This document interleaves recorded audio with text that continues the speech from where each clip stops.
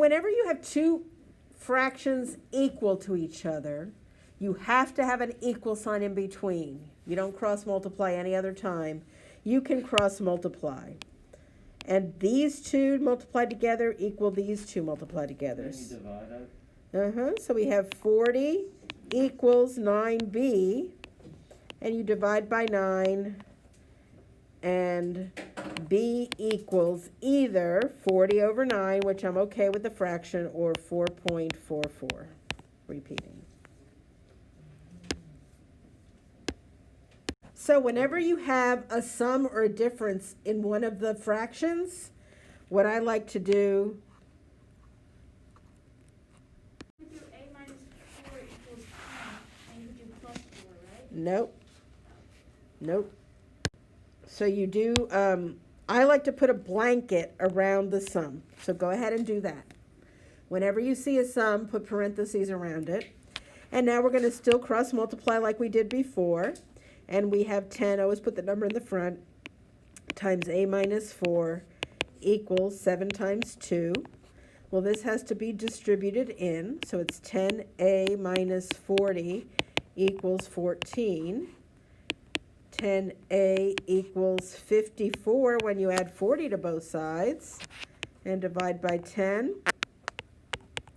And you get a equals 5.4, or 27 over 5.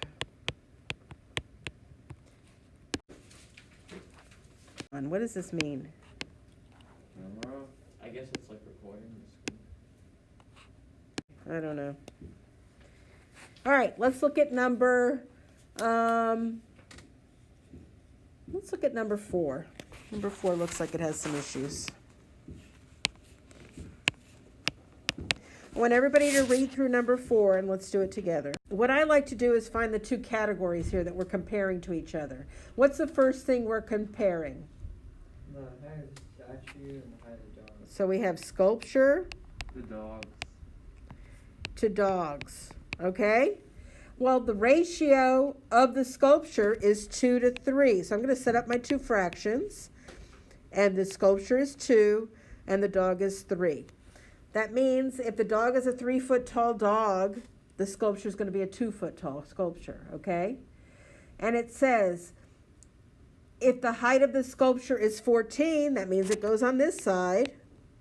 What is the height of the dog? It goes on that side. Everybody understand how to set? So now we're ready to cross multiply.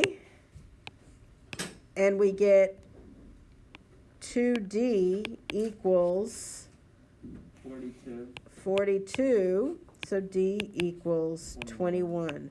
So if the sculpture is 14 inches tall, the dog is 21 inches tall. If the sculpture is 14 feet tall, the dog is 21 feet tall, okay? So these are done the same way, except when they give you the angles, what are the angles in a triangle add up to? 180. But sides don't add up to really anything. That's why they're giving you the perimeter on this one. So on the ones with the sides, they have to give you the perimeter so you know what to make it equal to.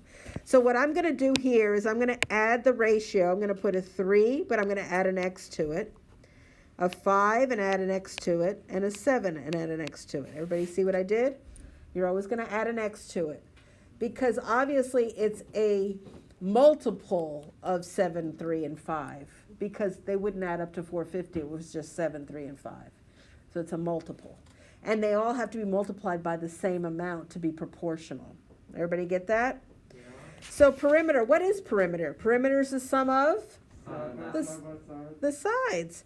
So we're going to just say 7x plus 3x plus 5x equals 450. That is 15x equals 450. And I believe x equals 30, right?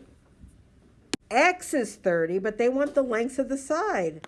So you have to plug it in here, here, and here. And let's just make sure that they add up to 450. 3 times 30 is 90. 7 times 30 is 210. And 5 times 30 is 150. Now what happens when I add 210 plus 90 plus 150? Oh, is equal to 450, so we're good to go. This is the answer they want. They want the measurements of the sides.